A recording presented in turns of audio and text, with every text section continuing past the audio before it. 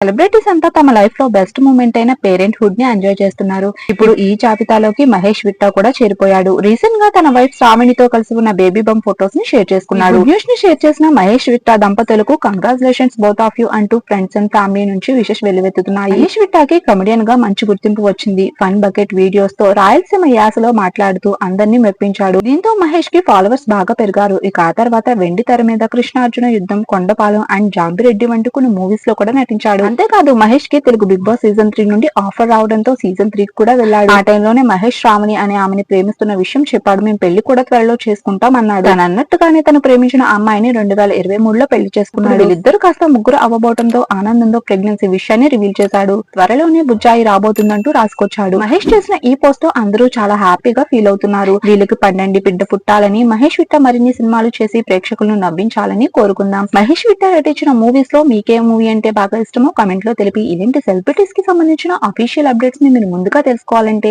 ఈ వీడియోని లైక్ చేసి మా ఛానల్ ని సబ్స్క్రైబ్ చేసుకుని పక్కన ఉన్న బెల్ ఐకాన్ ని యాక్టివేట్ చేసుకోండి.